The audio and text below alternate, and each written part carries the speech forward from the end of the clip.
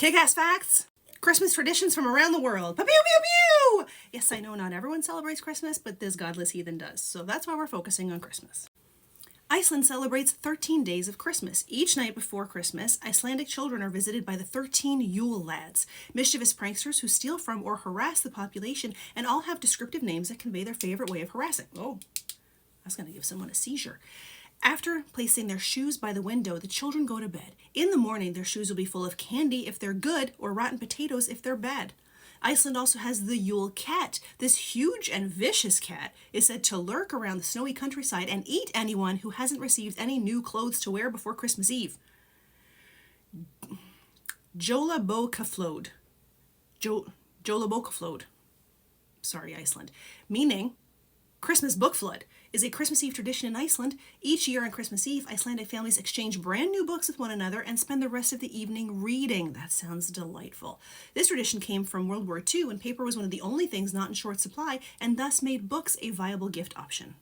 This thing is really tight. It was squeezing my brains. The legend of the Christmas spider is an Eastern European folktale which explains one possible origin of tinsel on Christmas trees. It is most prevalent in western Ukraine. In addition to the usual decorations, Ukrainian Christmas trees are also adorned with an artificial spider and web. Its origin lies in the tale of a poor woman who could not afford to decorate her Christmas tree. When she woke up on Christmas morning, she discovered a spider had covered it in a wonderful sparkling web. Jolly old Saint Nick's evil accomplice in Austrian tradition is the Krampus, a half-goat, half-demon monster in some legends. Its role is to punish bad children or scare them into being good.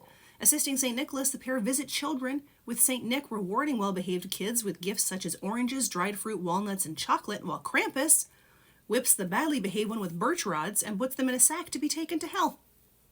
Up until the 1970s, in Japan, they struggled to find a whole turkey during the holidays. That's when KFC, Kentucky Fried Chicken, stepped in with a wildly successful marketing campaign called Kentucky for Christmas. It is still just as popular. People order their boxes up to 2 months in advance or stand in 2-hour-long lines to get their finger-licking good chicken.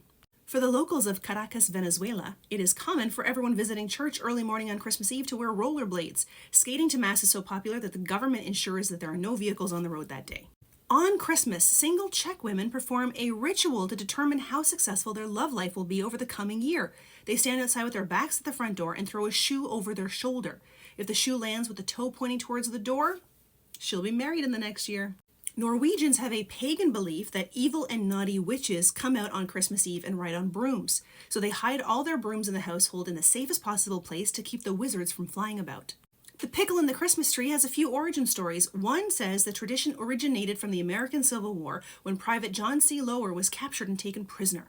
Starving on Christmas Eve, he begged a guard for a pickle and he obliged. After his release, he is said to have begun the tradition of hiding a pickle in the tree.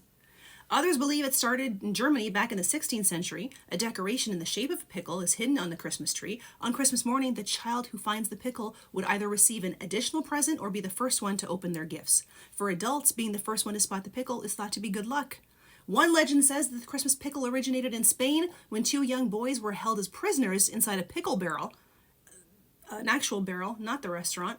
The heroic St. Nicholas rescued the boys and brought them back to life.